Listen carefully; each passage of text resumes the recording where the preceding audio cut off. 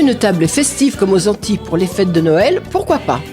Jambon de Noël, boudin, accra, viande de porc, igname, pois d'Angole et autres. Encore faut-il trouver ses ingrédients. Et oui, c'est possible en allant chez Tropic Marché, 2 rue du Moutier à Saint-Ouen.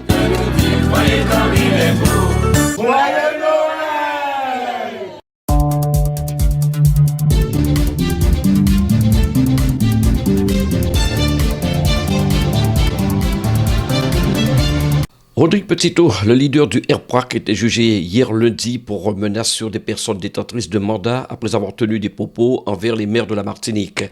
Après de longues heures d'audience, le leader du mouvement contre la vie chère a été condamné à 10 mois sous bracelet électronique. Toute la journée, une foule intense s'est émassée devant le tribunal de Fort-de-France. Mais Rodrigue Petito n'a pas fini avec la justice puisqu'il doit comparaître devant la cour d'appel de Martinique ce jeudi après l'appel du parquet de son placement sous contrôle judiciaire dans l'affaire de l'intrusion de la résidence préfectorale le mois dernier. Donc rappelons ce jugement hier au tribunal de Fort-de-France. Rodrigue Petito a donc été condamné à 10 mois sous bracelet électronique. Des explications de l'un des avocats de Rodrigue Petito juste avant le jugement final.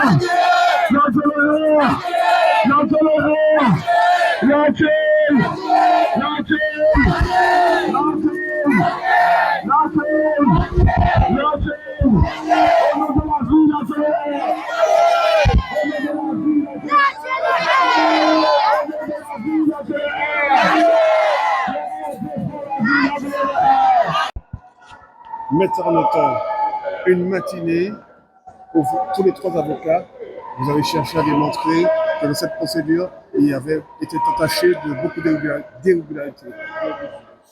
Oui, il y a un certain nombre de violations des dispositions du Code de procédure pénale dans ce dossier. C'est ce que nous avons essayé d'expliquer à la juridiction. Nous considérons que la juridiction n'est pas correctement réunie, c'est-à-dire que le procureur nous a pas donné un certain nombre de pièces qui pouvaient justifier la tenue de cette audience qui, ma foi, est exceptionnelle puisque c'est une audience qui a été prévue exclusivement pour Monsieur Petito. Donc nous avons demandé un certain nombre de pièces qui ne nous ont pas été apportées et il me semble qu'il y a en effet une violation des dispositions du Code de procédure pénale. De même que dans le cadre de sa garde à vue, nous avons pu constater que son attelle ne lui a pas été communiquée, ne lui a pas été transmise durant 18 heures. Et ça, ce sont des prescriptions médicales qui n'ont pas été respectées. Il a eu de la lumière dans les yeux pendant toute sa garde à vue. Ça, c'est une violation du droit au repos. Enfin bref, nous avons essayé d'expliquer à la juridiction que d'une part, elle n'était pas valablement saisie et d'autre part, que les violations qui ont été commises dans le cadre de la garde à vue devraient conduire à des nullités de toute la procédure. Maintenant, le ministère public on n'a pas l'impression que vous abondez dans votre sens. Dans ce cas, s'il rejette vos conclusions, vous demanderez peut-être la venue d'un interprète pour analyser ces 9 minutes de vidéo. Que le ministère public n'abonde pas dans notre sens, cela relève de la logique, c'est son travail, c'est le ministère public. Maintenant, nous attendons la décision de la juridiction, nous espérons que cette juridiction va nous donner raison.